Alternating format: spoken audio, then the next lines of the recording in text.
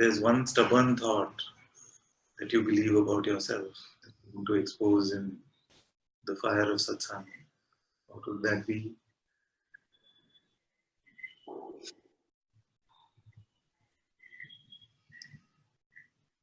I think the one stubborn thought, Father, would be a feeling that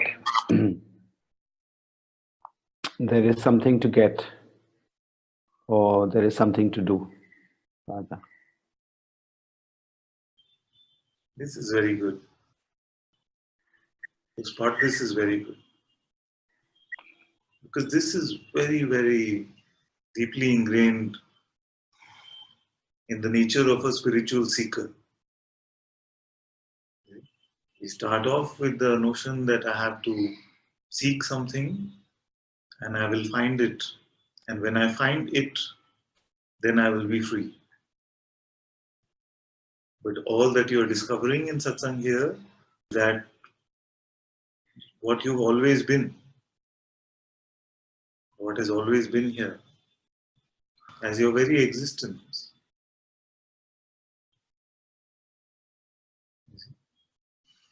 But because the conditioning has been so strongly ingrained that I have to get something, it can feel like I have to get my existence also. Am I really getting this? You see? But you are it. You see? Your being is effortlessly present.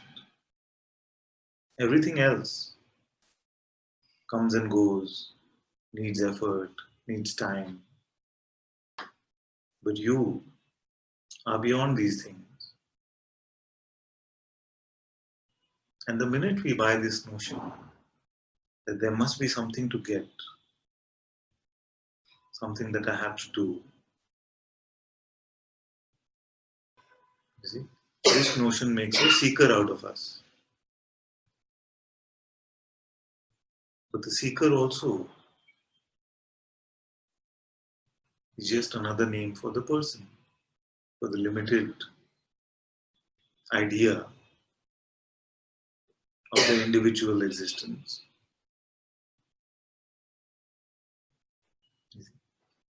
So I'm glad you highlighted this one because this is very, very prevalent. Have I got it? Am I getting it? When will I get there? And the notion of getting means that I have to become that. You see. I will realize the self only when I get something, or I will become the true self. And in this, again, our starting point becomes personal. So our perspective becomes that I am an individual limited entity and I have to get it. And then I will be free. But what I'm saying is that look at truly what your starting point already is. Once you see that in the beginning itself, you are all there is, then what to do with the idea of getting something?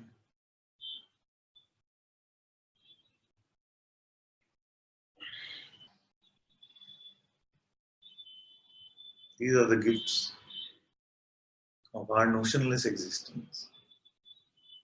As we don't create a notional, conceptual boundary about ourselves, as we include all sensations and perceptions in our own being, and we see that I witness all of this.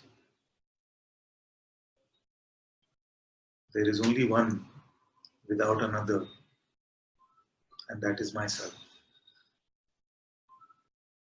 And this is your starting point already. You see, this is the best news.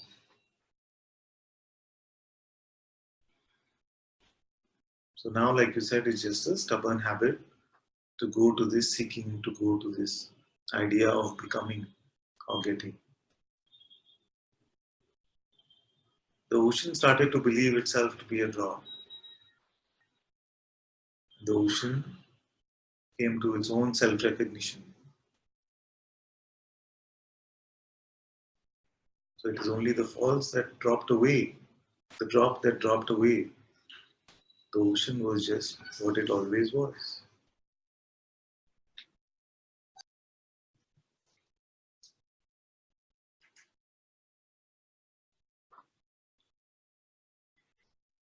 And I'm sure it's a pretty common thought for many of us. And today we can use this opportunity. As one is exposing it, let's all of us expose it in the fire of Satsang and surrender it here. In the light of your own true seeing, or in the trust that you feel for the Master. Not one step you need to move, not 1 inch has to change.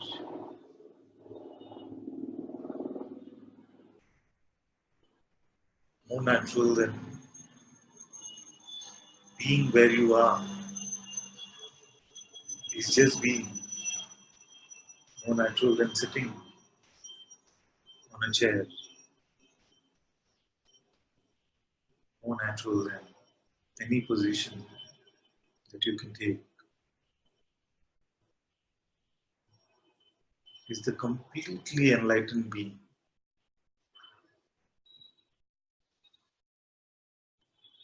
And that is you.